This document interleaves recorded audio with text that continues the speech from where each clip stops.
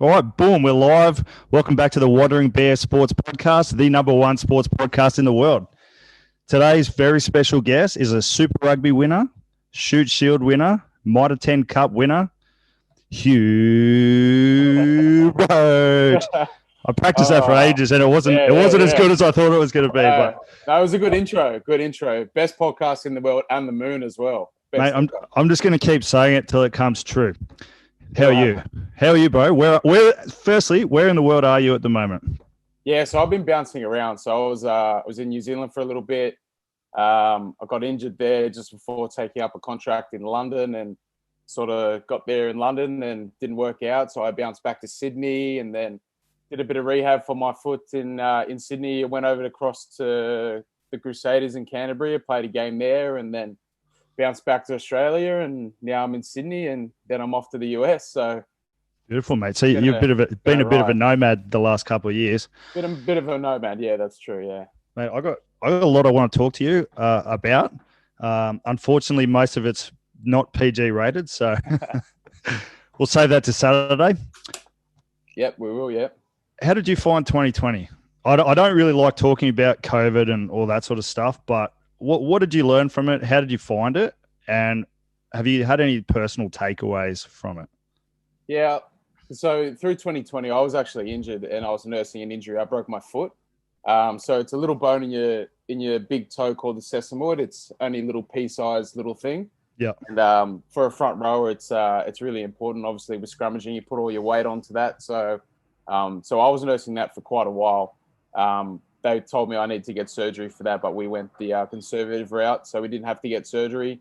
And but that took a long time to come back from. So 2020 for me was pretty lucky. I just got to I got to nurse that and get back to health. And I've sort of been playing footy now for 10 years straight without a break. And being an optimistic kind of person, it was a good time to just rest the body. And I had a few niggles in my labrums and the shoulders and that sort of thing. So Um, how you feeling now physically?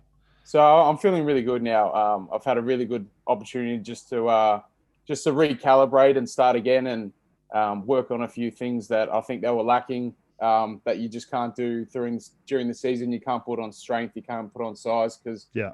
you're always preparing for the next game. So I've had a good few months just to put on a bit of size, put on a bit of bulk. I think one of my probably issues I guess people think might say I'm not big enough, but I think now I put on a bit of weight and I've had a good time to do that. So unfortunately, I know 2020 has been such a terrible year for so many people, especially small business and people doing that. But yeah, for me personally, it's been a bit of a blessing. I've had a good time to relax, to reflect on what I've been doing in the last few years and just recalibrate and just go forward with it, which has been good. Yeah, I you feel a bit uncomfortable saying that it's been a good year, but Yeah, definitely, definitely. for me as well, I actually enjoyed 2020. Yeah, Not much change. There was a few challenges, but I learned more about myself this year than a lot of years before that.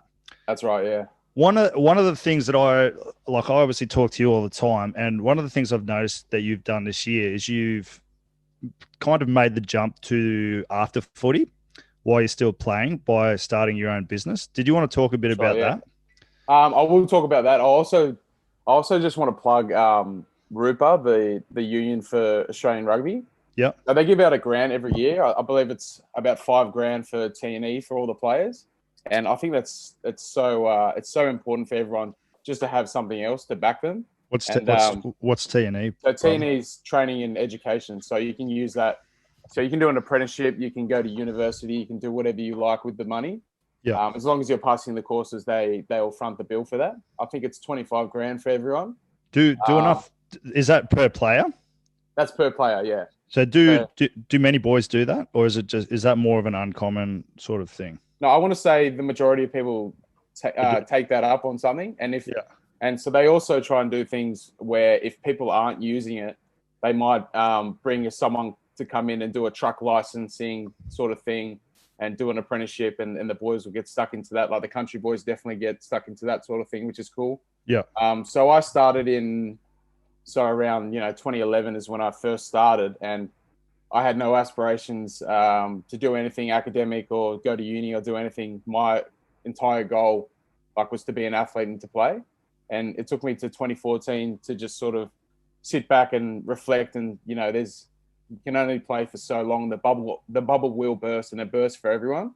So you've got to have something to do after that. Yeah. So when I sort of found out this T&E stuff, I actually enrolled in uni. So I went to Macquarie Uni and I did a business course there.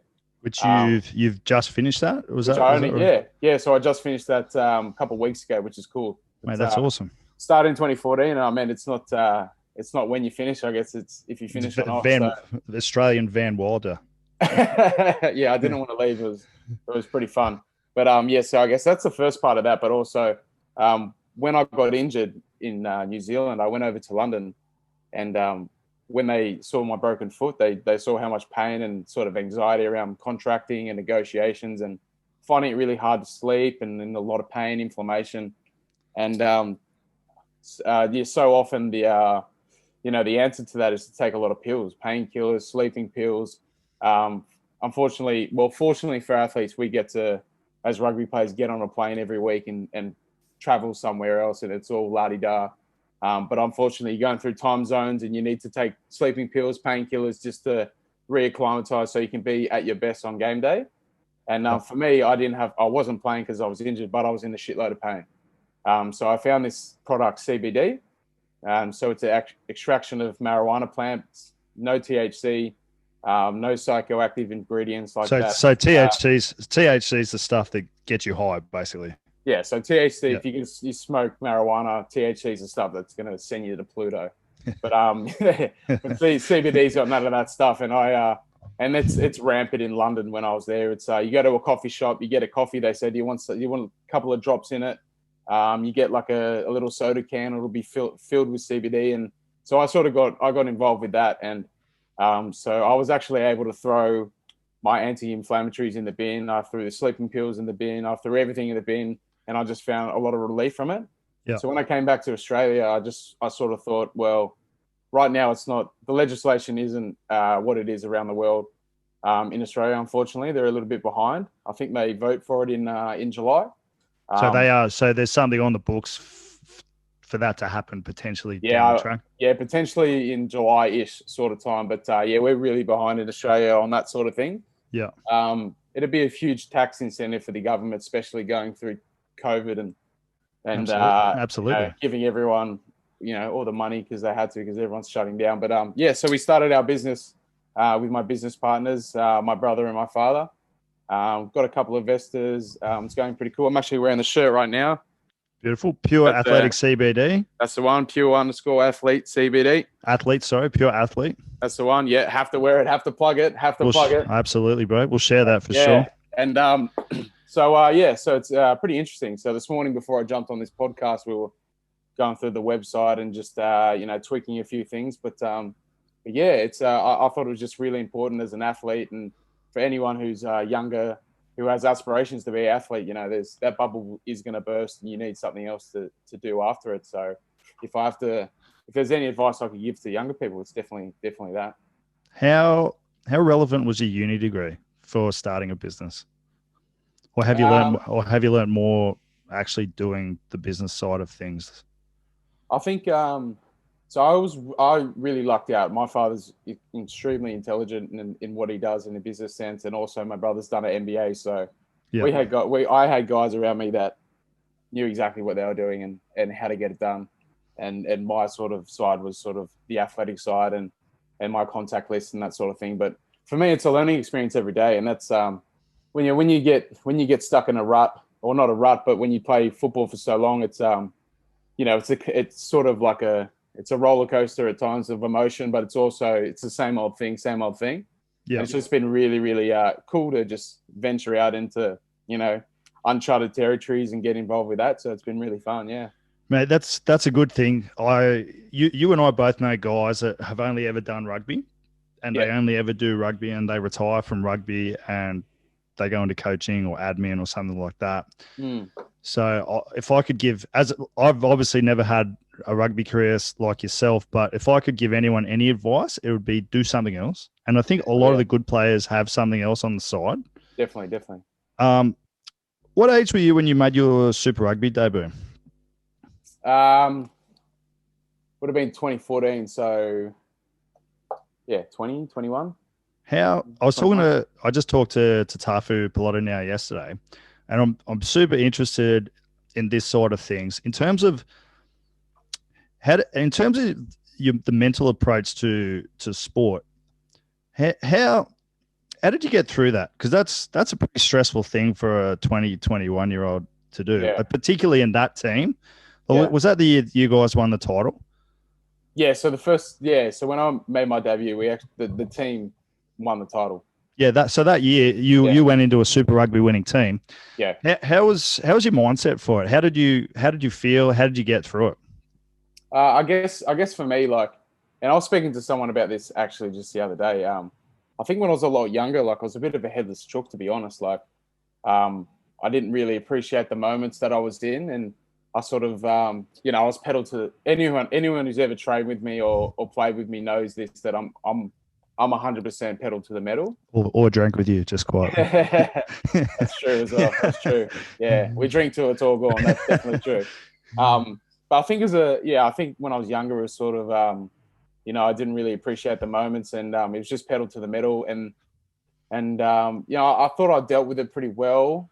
I guess when I was a lot younger, there was a lot of anxiety. Um, you So know, did you have that anxiety when you were playing? when I was younger, definitely there was anxiety. It was anxiety around, what's the crowd going to think if I knock the ball on?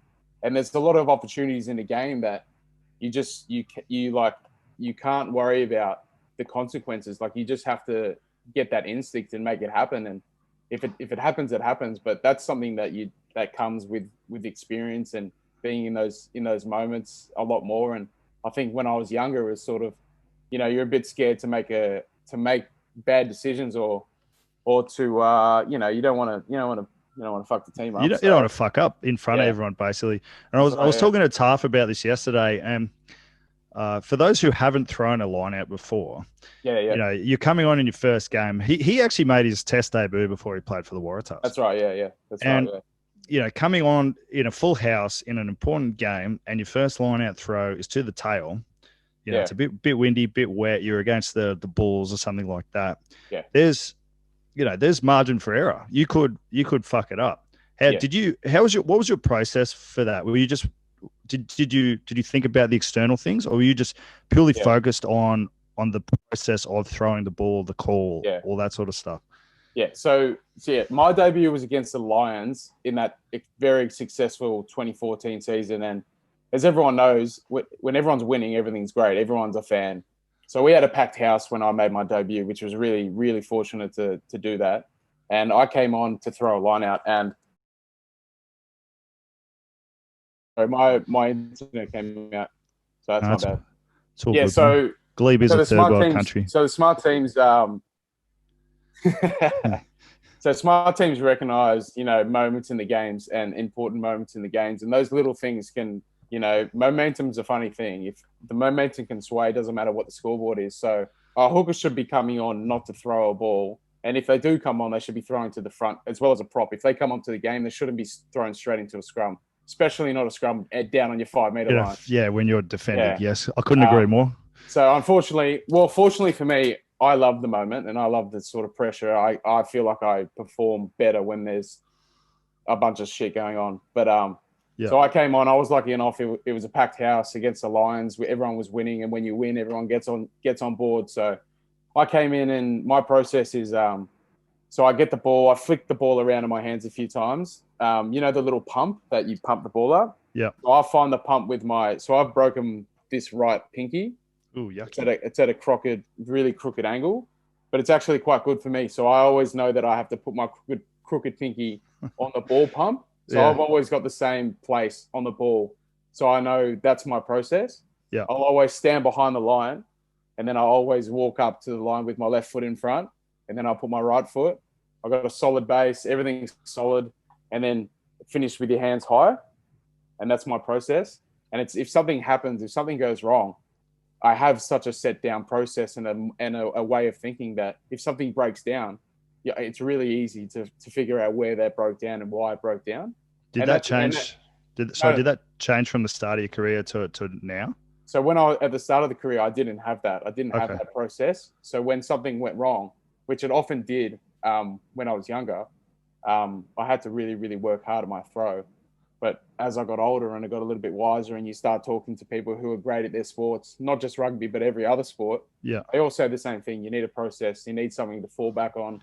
You need to be able to fix it. So that process sort of developed over a couple of years. And I think that's probably why my throwing got a lot better. Was it something you had help with, or was it more an observation from the guys you were around, or just you working on it yourself? It was definitely like as a hooker, you know when you're throwing badly, and it's not just like people would definitely tell you as well. It was a different world when I first started playing, because if you threw a bad ball that wasn't straight in the catcher's hands, they just wouldn't even catch it. They would just let it go past. I had a few guys just like slap the ball. If it wasn't perfect, they'd slap the ball down. Even in Super Rugby? Yeah, in training. Not in the game, but in training. Okay. They'd go up and just slap it down and go, no, not good enough. So I grew up in my younger years was really, really like, I guess volatile in that sense. Like it had to be perfect. If it wasn't perfect, then it wasn't acceptable. So I think I was probably lucky to go through that. And at that time, my throwing wasn't great. And it was something that I had to work on. But I think, and it caused a lot of anxiety, a lot of stress, because I have to get this guy 100% or it's going to get slapped away. So, and I think sometimes you just need that. Like I think you just need to be told, like if you're doing something wrong, you need to be told you're doing it wrong. You need to do it different. You need to fix it. And I definitely got told that a lot of times. And I feel like when I went back and reflected on that and what the process, I need a process. And once I got that, I think now I've earned the right to say that my throw is quite good. So look, you'd know I'd never blow smoke up your ass, but I do highlight reels for people all over the world, and yours is one of the best throws I've ever seen, including international hookers. So next thing, what was it like winning the Super Rugby thing? You were mostly playing club footy that year, but obviously being around that squad and that group of guys, was it? I mean, it must have been fun being a young guy in that environment.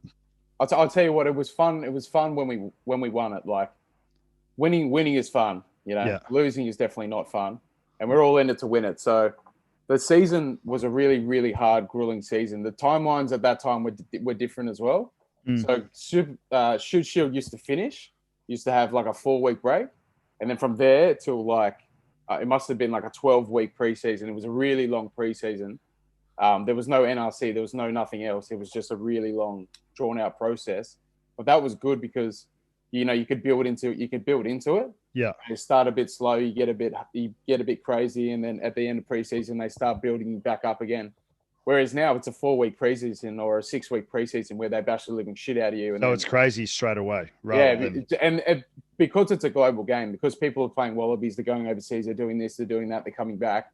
It's just this small amount of preseason where everyone gets fucking bashed. Yeah. And you hit round one and you're already cooked. But it was pretty lucky because that the year that we won it, not to mention that the roster was absolutely stacked with absolute legends of the game, really. Legends of on and off the field. And I mean the coaching staff was unbelievable as well.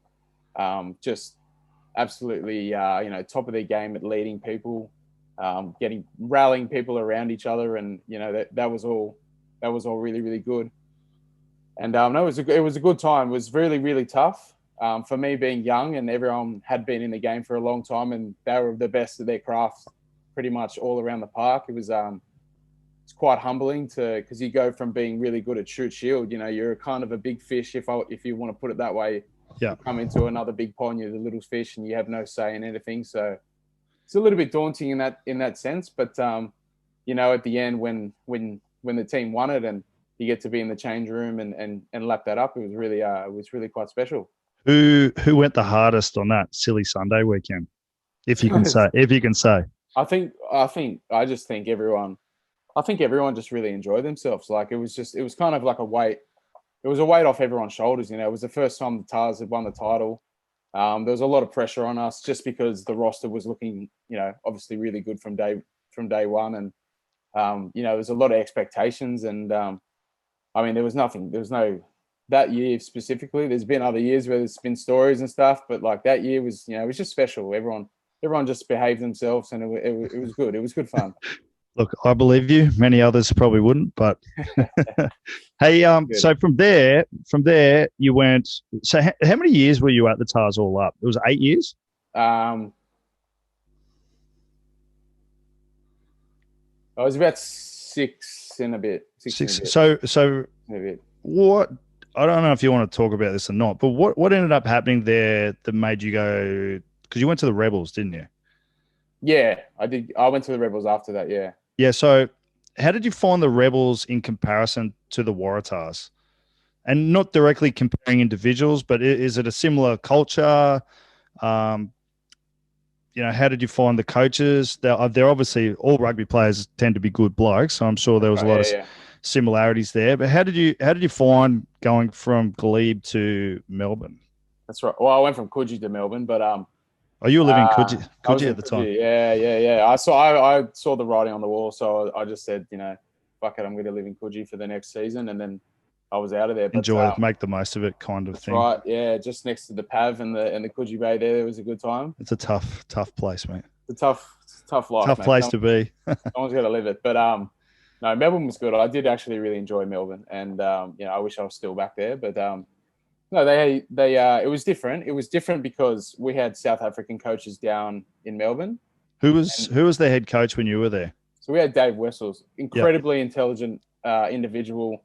He was really emotionally intelligent. He got around the guys. He ate lunch with us. He did all that kind of stuff. And it was just a different kind of football. It was a little bit, I want to say, a little bit more South African. We wanted to bash So a bit more confrontation, very confrontational, rather than that side to side sort of. That's right, yeah. Style, yeah. Confrontational, and that preseason, all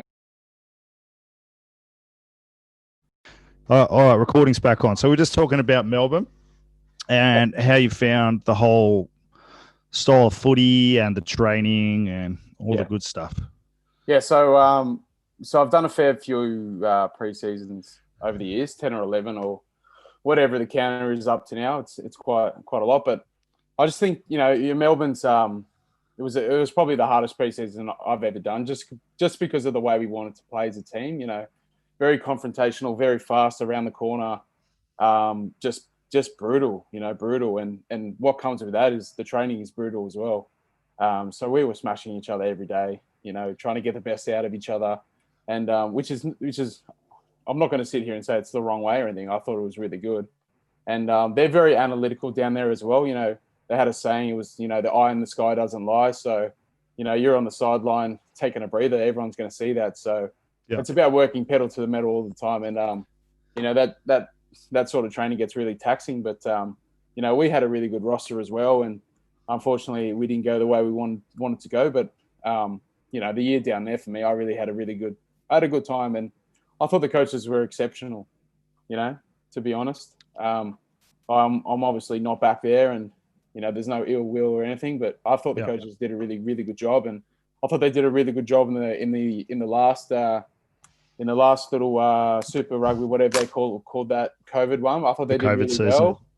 I thought they did really well. I think Big Pone, I think they've turned him into a very good player, and he had a lot of potential, and I think they got the best out of him. Definitely, there's these young guys like Trevor Hosea who really came into his own, and he's extremely genetically gifted, and he's going to be really good for Aussie rugby. And one of our good friends who I thought killed it was the great Cam Moore.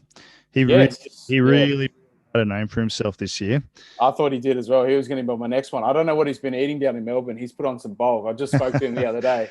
I don't know if he's eating or he's drinking more beer. I don't know. He's big though at the moment. He's probably spending too much time at the Richmond club.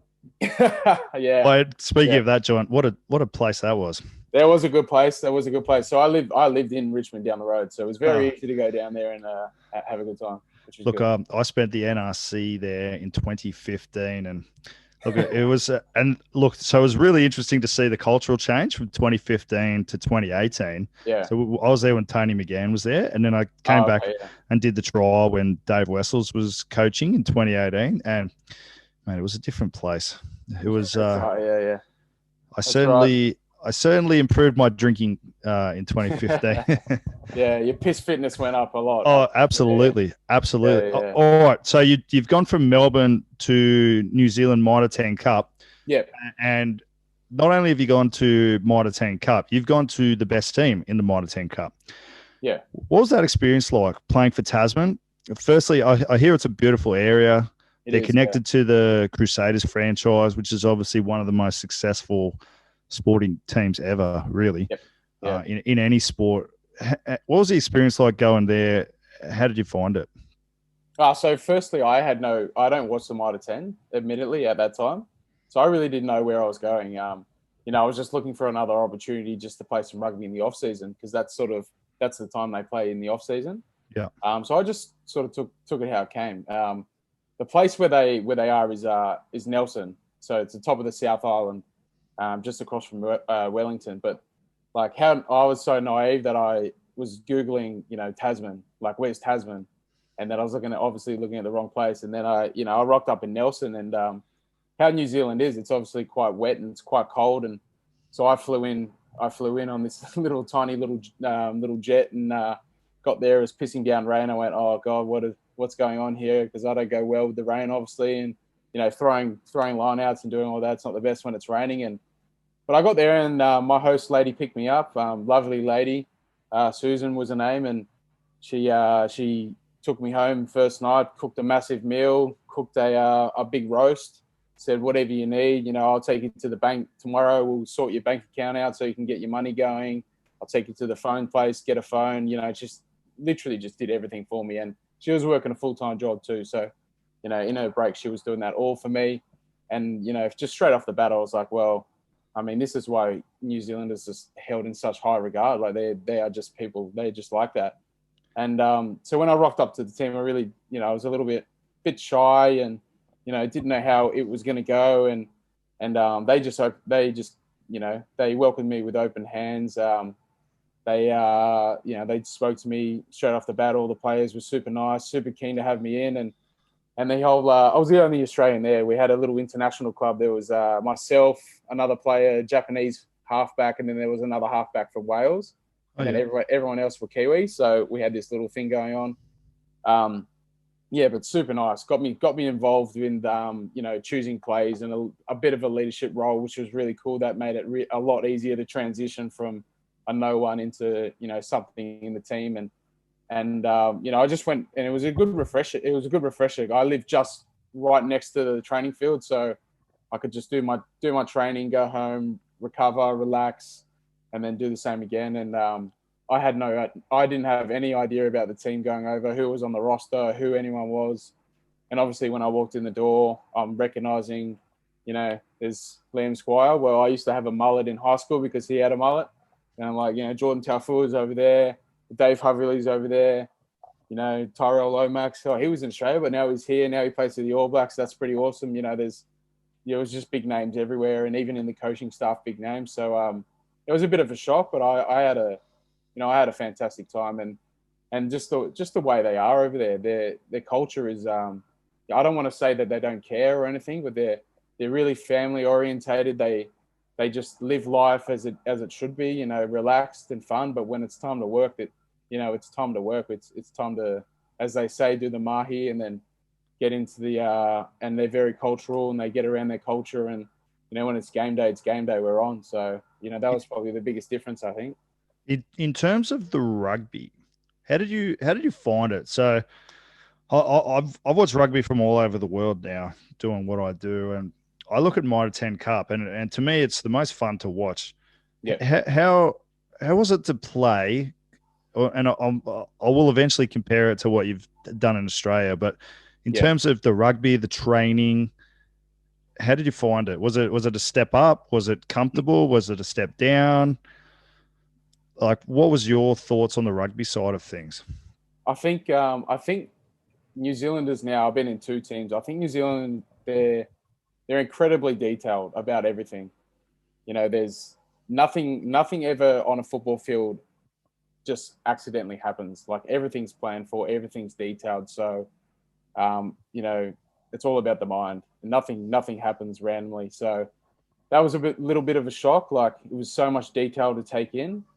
We're sitting in meetings for hours and hours and hours. Our lineouts as a thrower, I just came from a system where you might go to a lineout, you might have 4 calls to remember, and then I'm in New Zealand. I've got 15 calls to remember, and any of them could happen at one time.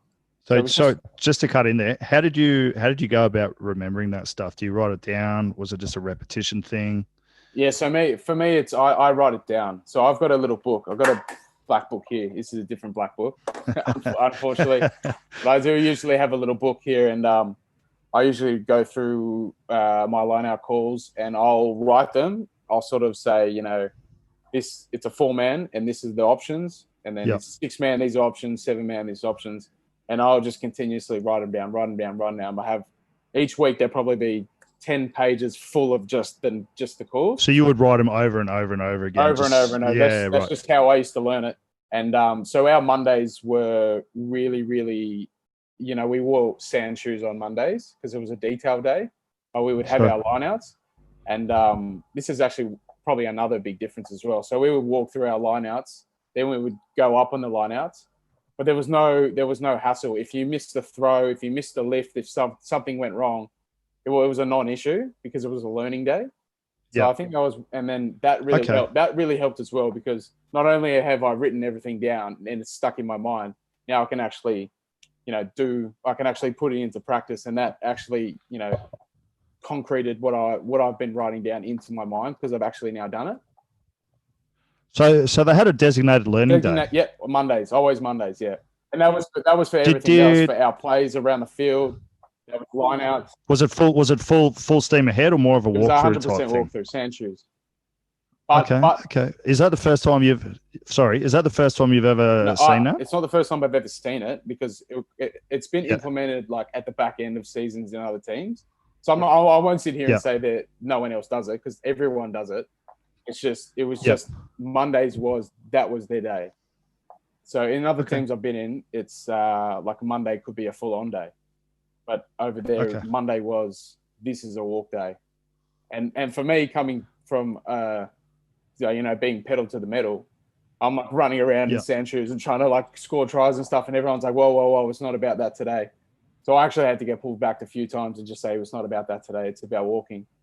And what about in terms of like contact training? Did they do much contact training? So I don't want to give way too much away, but their contact day is, so the weeks compared Aussie and New Zealand are flipped. So from my experience, I don't know how it is now because I haven't played in either for a while, but they're flipped. So Australia's usually you get your work done at the start of the week. You get all your contact. I'm sure this isn't a secret. I'm sure everyone knows about Test Match Tuesday, where Tuesday is usually the day that everyone beats the shit out of each other. But that is flipped in New Zealand. Like Thursday is that day. So was your day off Wednesday? Yeah, it's always Wednesday. Yeah, every team I've ever played for, Wednesday's the day off. Yeah. So you're going into Test Match Thursday over there fresh, really. That's right. Oh, so we'd have the Monday walkthrough. Tuesday's a little bit more ramped up, a bit of speed work, and you sort of you put a little shoulder on, and then it's all good. We'd have Wednesday off. Thursday we'd go through units, and then we go into a bit of live stuff, bit of 15-15 live stuff, but it's live, but it's not, you're not picking your mate up and putting him on his head. Yeah. We're not competing for jobs, because we know by that time we know what the team is. So we're out here trying to make each other better. We're not out here to earn a job here. So what do you think of that approach? Or is it just horses for courses? It is what it is. Or did you think that had a benefit? Yeah, I think that had a benefit because, if you play 80 minutes on the weekend and you're absolutely hammered and you got to rock up for a Monday, Tuesday test match, it's sort of just, it's a big ask. It is a bit, it is busy. It's a big ask. I'm not here to say what's right or wrong because there's obviously just your your observations on it. Because there's obviously science backing everything, and I'm not a sports. Yeah, because the other side of it is if you're doing a full contact training on Thursday, can you recover by Saturday? That's right, but like the full contact between Tuesday test match and a Thursday was way different. Yeah. Because we were on a Tuesday, we put suits on and bash the fuck out of each other. Yeah. Whereas the Thursday is a 15-15 scrimmage where we're putting shoulders on, but we're not contesting. We don't contest rucks. Okay. If we're doing like ruck work as a forward pack, it's very much take care of each other, but get the learning. Like the learning is number one. Learning is number one. It's not about, because everyone at that level, at these levels, everyone can smash the fuck out of each other, but it's all about the learning. And that was probably the biggest difference. And just before I forget as well, another massive difference is the training. So my experience in the past, training finishes, we have our captain's run on Friday usually, and sometimes it's either we might run or we might walk through the captain's run. Yeah. And that is it. That's it before kickoff. When I went to New Zealand, like the clock doesn't stop until like an hour before the game. So we would get up on a Friday, whether you're in a hotel or wherever you are, and we'd actually do lineouts and go through our plays on game day, like 2 or 3 hours before the game. And that was a massive shock to me because usually my routine is like, you know, I'm pretty relaxed, I'm pretty kicked back. I don't really do much until we leave the hotel. But in New Zealand, you get up pretty early, same time. You go out into the parking lot, the boys strap up, and everyone's going up, and it's full speed, full pace, full lineouts, which is something I never ever experienced, and it actually took me a while to get used to because I'm actually like, it takes me a few hours in the morning to sort of defrost. Yeah. So I needed to actually get up and then go and throw lineouts, you know. Make sure you get your coffee in and all that sort of stuff. Yeah, which is not revolutionary. I'm not giving away secrets or anything. It's just, yeah. You know, no, it's just more interesting to see how other people do it. Like, yeah. Is that more of a Tasman thing, a Crusaders thing, or is it generally a New Zealand thing to do that? I think when I asked a few Kiwis, they just thought that was the norm. Like, that's just what they did. And when I said I've never done this in my life, they were sort of like, well, that's kind of just how it is, you know. Like, well, look, it clearly works for them. What about like gym stuff? Did they do much gym stuff, or was it more self? You know, you organize your own stuff around training, or how did they look at that? Yeah, so in the past, it's very much, you know, like they tell you exactly what to do, where to go, how much time you got to roll out. This is at Tasman? No, this is before. Yeah.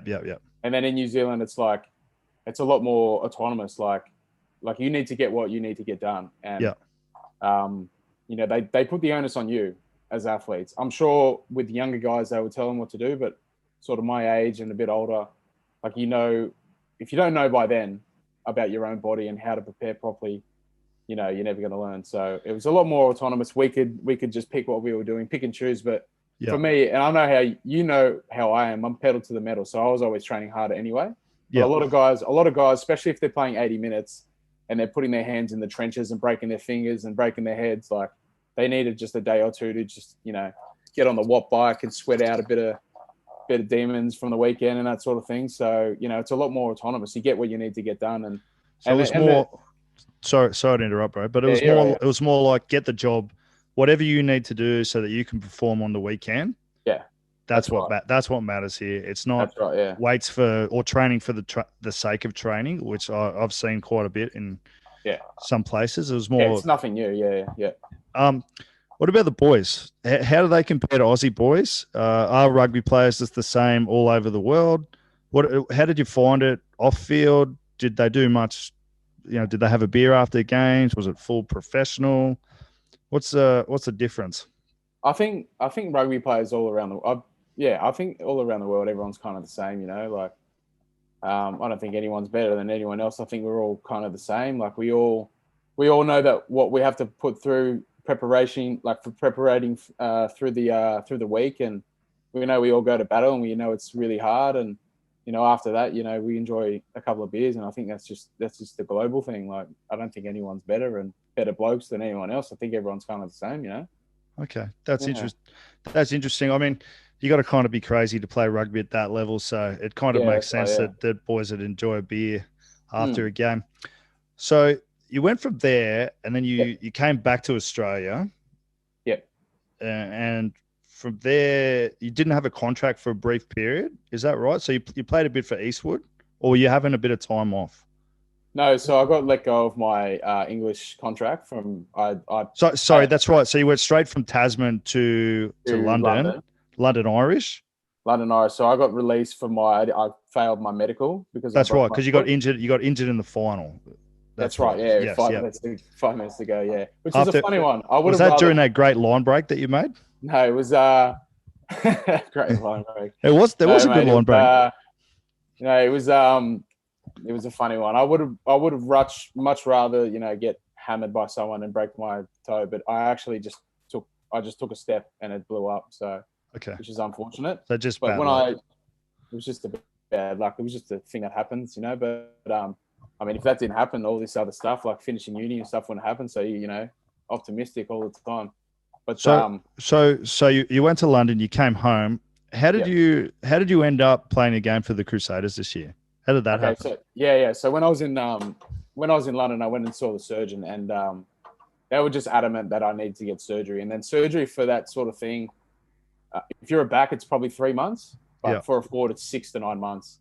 And that would have completely ruled me out for a year. And so actually, if I got surgery in London, I would have had to pay for it because I wasn't insured by, I think they call the NHS over there. I think something like that. Yeah.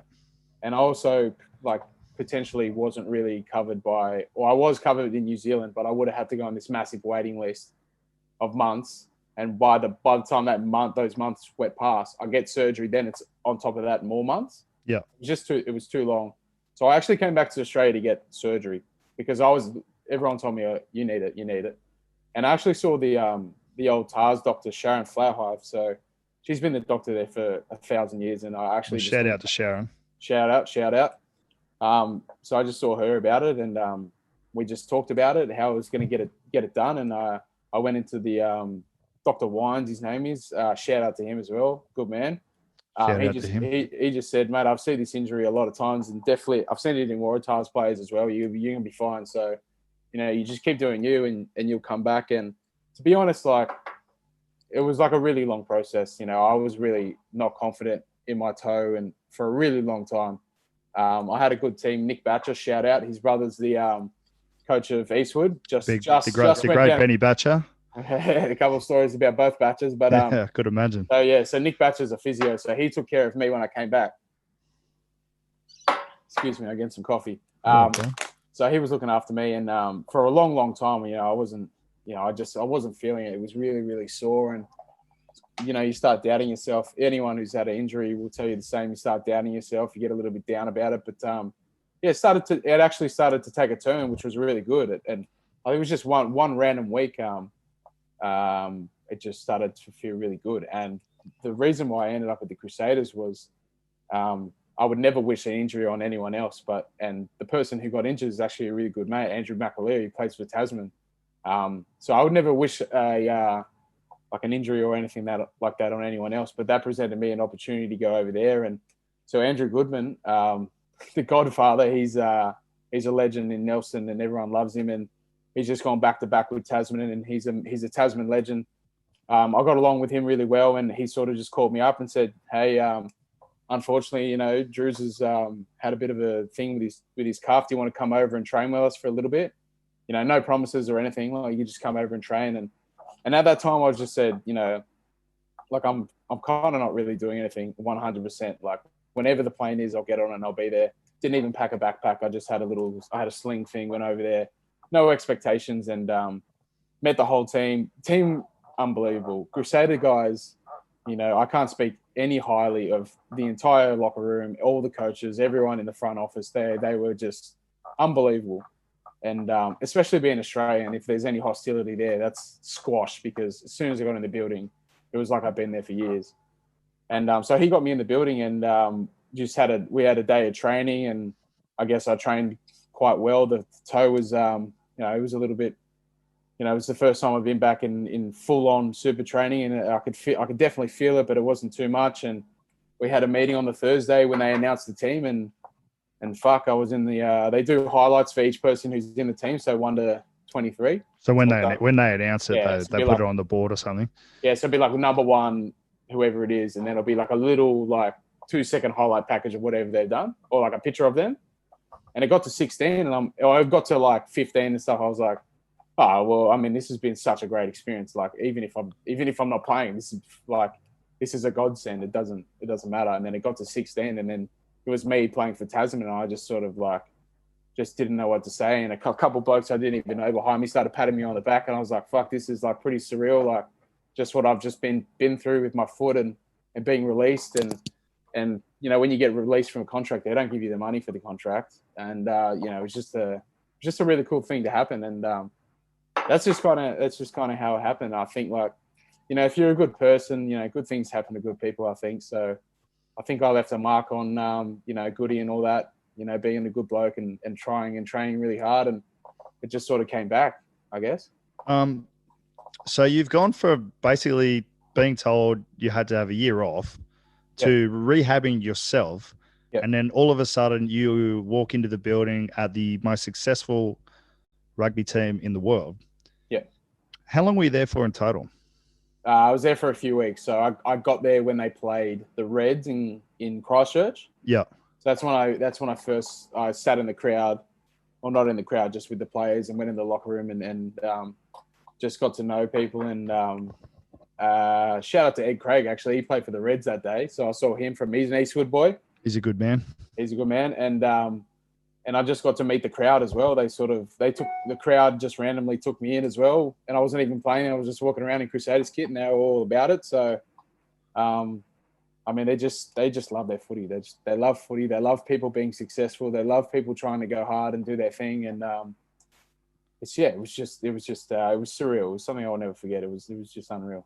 What makes them so special, in your opinion? My opinion, what makes them special?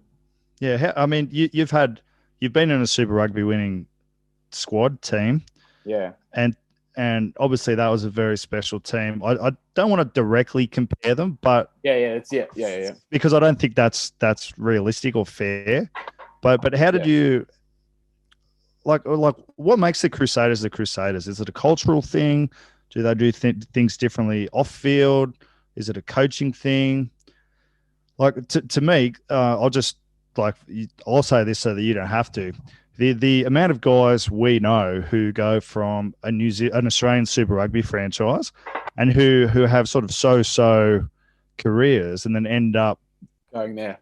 You know, like Mikey Alatoa, shout out to the great man. Shout out, Mikey. I went to school with Mikey. Good man. Fantastic fellow. And look, I think to see where he was, and you and I both saw where he was playing for West Harbour or South, and then all of a sudden he's won 3 or 4 Super Rugby titles, playing for Samoa, captaining Moana Pacifica, and in my opinion, is one of the best tight head props in the world. One of the hardest working people too in the building. 100%. And he was, I don't know what he was specifically told by the Tars, but they didn't see to keep him. Yeah. So what's the difference? How does that happen? It's hard to say. I wasn't in the building for long enough. I think I'm not sure. Yeah. I think cultural maybe, like once you're used to winning, maybe that brings the best out of people. Yeah, I think so. Yeah, I think a bit of that. I think potentially New Zealanders, I mean, they see skill and determination and grit and all that kind of stuff as, you know, number one. And yeah, I don't know. I'm not too sure. I don't think they see someone picking someone up and dumping them once a game as more important than someone running down 60 meters to chase someone so they score in the corner rather than scoring in the middle of the field so they can kick a goal, you know? Yeah, that makes sense. I think they value more hard work and gritty and being humble and all that over, you know, some dude who just, you know, made one 20 carries a game. One massive run and, you know, absolutely deck someone once in a game. They live for those little moments, the golden moments that people in the crowd don't understand and will never understand. But it's like jumping on a loose ball or, you know, putting your hands in the ruck, slowing the ruck down so the defensive line can get set and they can get up and rush up. Those little things mean everything. So the Crusaders really focus on that type of thing? I wasn't there long enough to comment on that. But this is just your observations. My observation is that they they definitely value things that other people just don't, I guess. Okay, I guess. fair. Mate, that's totally And fair. I don't want to step on anyone's toes in Australia because I know they do the same thing. But my observation being there was they valued the bench players. Like the bench players were the guys to go to. Like they looked after people on the bench. Like they got special treatment because we know we're going to need you guys in the 60th minute. We need you to come on and finish this game. Like we have our starters. You do your thing, and we know what you can do. You're our starters, but our bench guys, we need you. Like we need you to come on and win this game. And they really value the middle tier. They value young people and they value the middle tier because people who are superstars, they know that. Everyone knows that. But they just really value, hard work and people that have determination to do something great and do the hard work, I guess. But I know every team does that. Every team. I'm not going to say other people don't do that. That was my observation there. Yeah, mate, totally fair, and I wouldn't ask you to bury anyone anyway. I can do that for you. No, I've got I got no ill will against anyone. It's all good. So I won't keep you too much longer. So you went from there. COVID hit, so you ended up back in Australia. Yeah. So that's why you came back, right? And you basically had the last year just training, setting your business up, and finishing off your studies. That's the one. Yep. What's happening next? Can you say? What's happening next? Right now, I'm just trying to get my link up on my phone. That's why I'm looking away. So I'm growing my hair for charity again. You can't. We'll talk about that in a sec. So you can't say what you're doing. You can't say what you're doing rugby wise yet. I'm doing something rugby wise. Like I don't think potentially I'm allowed to say anything yet. Okay, fair enough. We'll mate, when you can say something, let us know. Let's just say the dream's not over, but I can't. No. Well, look, I'll say it. You've got a very exciting opportunity coming up, and I will 100% be visiting you. Yes. Tell me about the hair. Actually, sorry. Tell me about what you've been doing down at Glebe with some of the homeless people. Oh, okay, yeah, cool.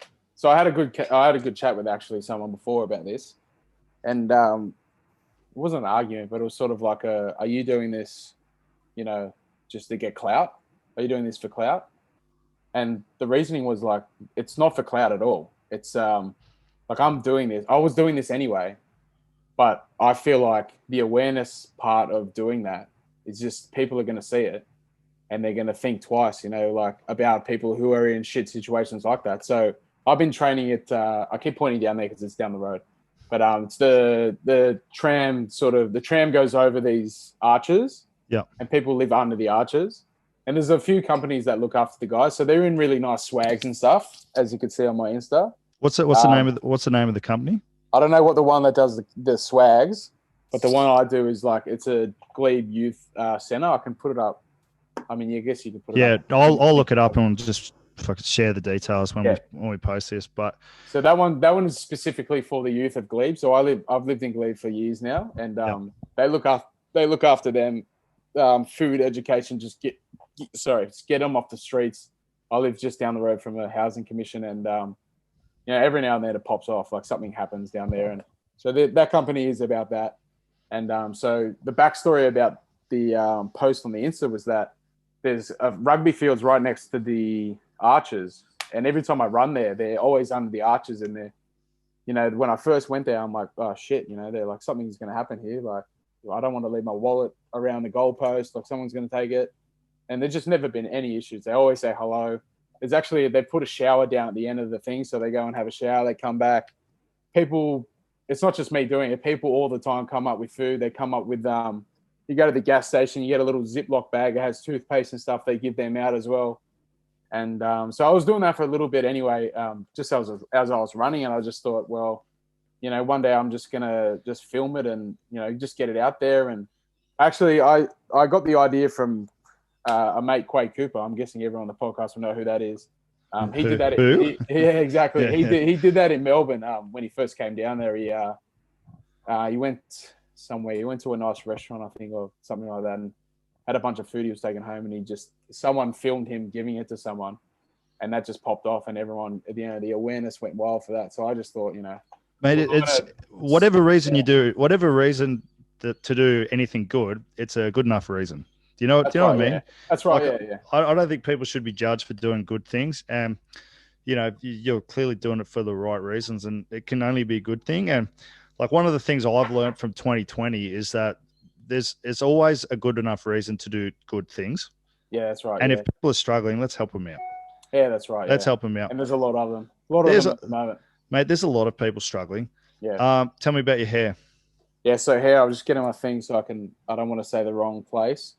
But I mean, if people are watching this, they want to look at my profile, it's on my bio, but it's basically I'm growing my hair to cut it off to make a wig for a young child.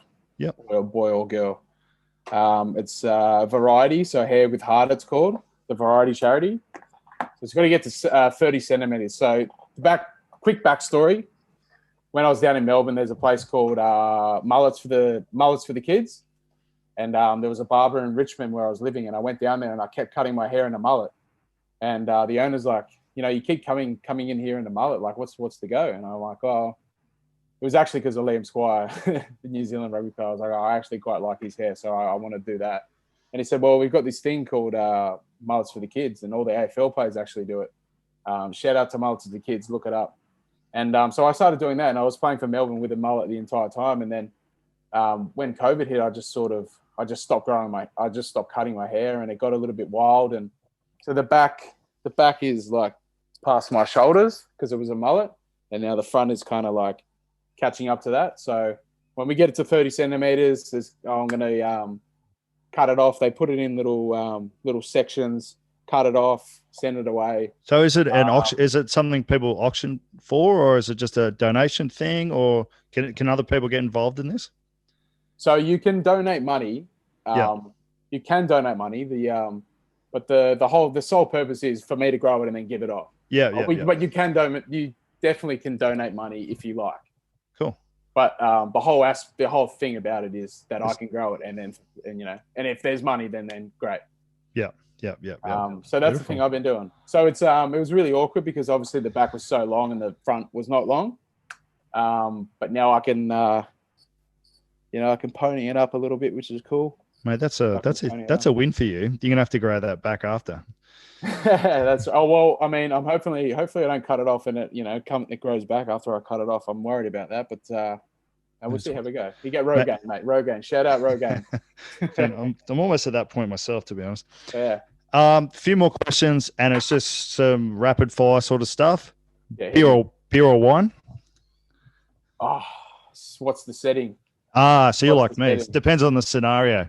Saturday lunch with me and the boys. What are you drinking? I'm probably having a Bob Hawke, one for the country, I reckon. Absolutely. Yep. What coffee do you drink? I'm a coffee snob. I used to dabble in piccolos. Now I'm actually, as soon as going to New Zealand, they got beautiful milk, so I'm a flat white guy now. Beautiful. Yep. Do you listen to podcasts? Yeah, all the time. Joe Rogan's number one, obviously. Yeah. Rogan. Any other ones you'd recommend? I mean, I dabble with kind of everything at the moment. Let me get back to you. There's a lot. I dabble with Joe a lot. I mean, I'm similar to you. I listen to Joe mostly, and then just if something else piques my interest, I'll just go to that. I mean, what does he not talk about? So he talks to like astronauts, and then talks to like Joey Diaz. So. He's one of them actually. He's probably number two, Joey, at the moment. Yeah, mate, he's a cracker. If you haven't heard of Joey Diaz, look him up. He's unbelievable. He's had a good life. Yep. Favorite movie? I'm not a movie guy. Yeah. TV show? I'm not a TV guy. Like I try to just, I'm doing stuff. Let me think. Taff was the same. He's not a real TV guy. What about like other sports? Anything sports. Yeah. What other sports do you like? I love everything American. So I'm an NFL like massive nerd. Seattle Seahawks. I like the Seahawks. I try not to change every year. Right now I'm on Green Bay because I like shout out Pat McAfee show. He's got Aaron Rodgers there. Yeah, look, he's converted me to Aaron Rodgers as well. Yeah, so he's converted me to Green Bay. NHL, NBA, everything American. Golf. I just got into my golf again. Mate, everything sports. Beautiful, mate. What advice would you give 18-year-old Hugh Roach? What advice? I think stop taking yourself so seriously. Let go of any insecurities that you have about anything. Just be yourself. Just be happy. Enjoy your life.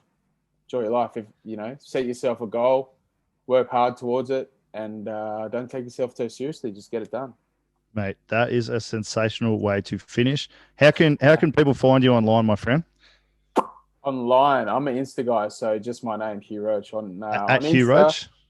At Hugh Roach on Instagram. Yeah, I'm an Insta guy. I don't do the Twitters or anything like that? I'm not a Twitterverse guy, not any of that stuff. Pure this one as well. Pure Athlete CBD. I will share the shit. I don't know if that's backwards, but anyway, you can find me there too. I'll share the shit out of that once this is up. Mate, few beers on Saturday? A couple. I've got to. Well, I've got to fly out the next day to LA. I'm going to LA. So you got to be home by 3 a.m. Well, yeah. So I've got to be at the airport at 8, so I can get home at 7. I think. I guess 7:30. I'll get the driver out the front for 7:30. Mate, thanks so much for doing this. No, awesome, mate. That's been good. I think we did good.